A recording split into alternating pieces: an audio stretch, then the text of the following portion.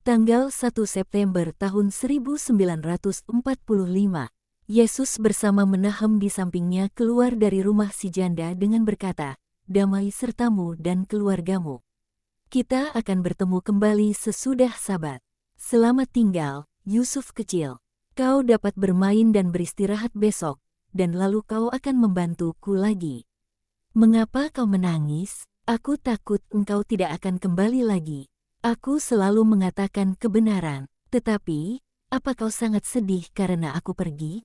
Anak itu mengangguk. Yesus membelainya seraya berkata, "Satu hari akan berlalu dengan segera.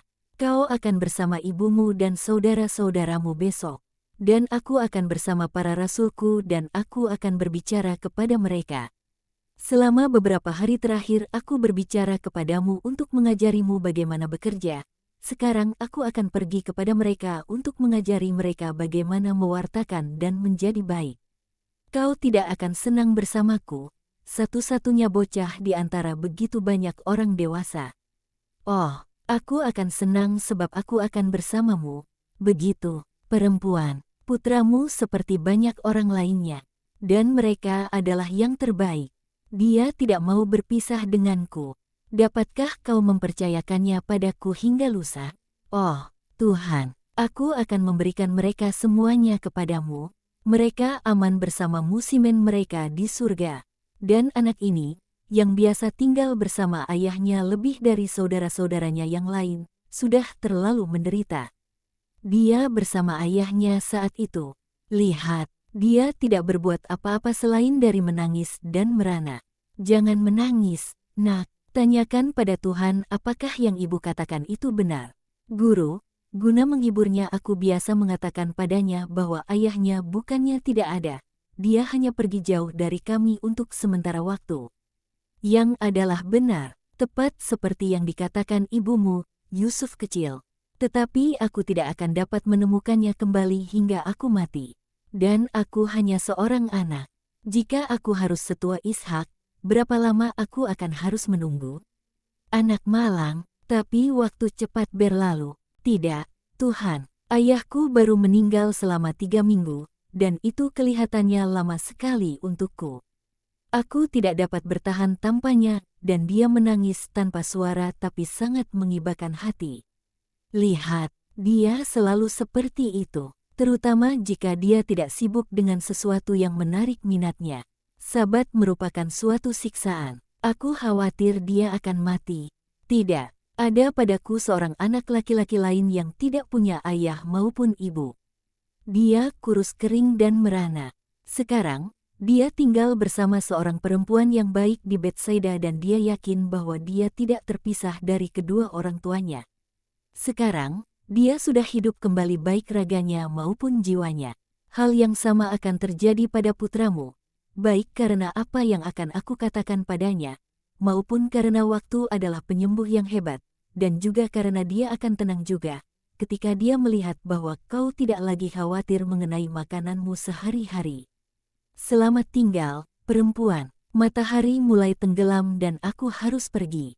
Ayo, Yusuf, katakan selamat tinggal pada ibumu, pada adik-adikmu dan lalu larilah menyusulku. Dan Yesus pun pergi. Dan apa yang akan engkau katakan pada para rasul sekarang? Bahwa aku punya seorang murid tua dan seorang murid baru. Mereka berjalan melintasi Khorazim yang mulai ramai dengan orang.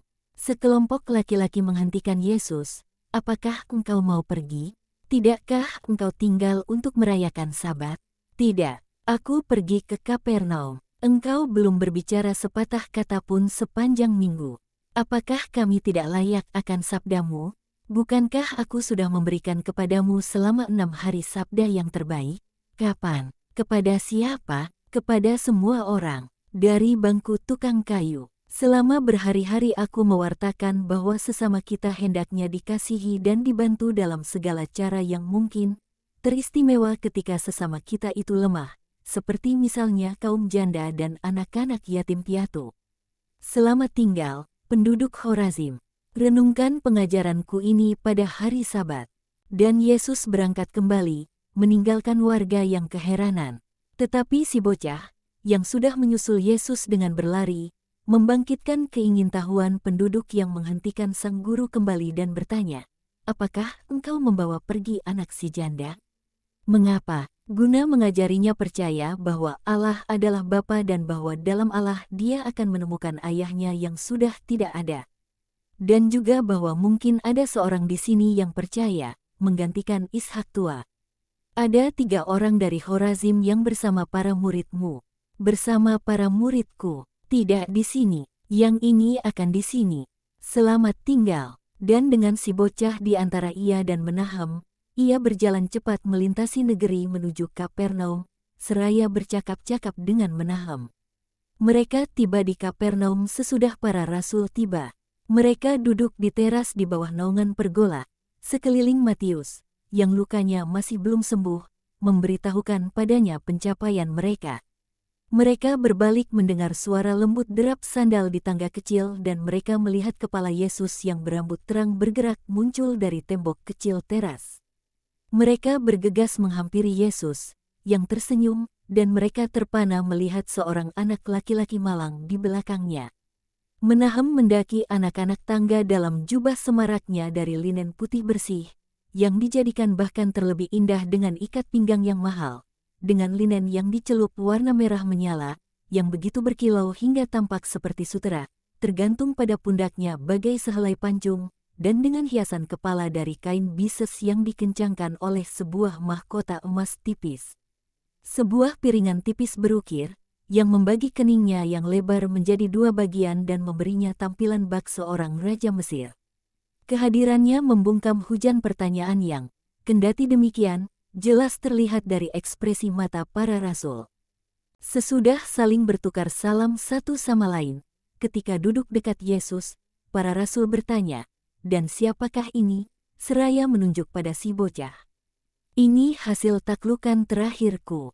Yusuf kecil, seorang tukang kayu seperti Yosef yang agung, yang adalah bapakku.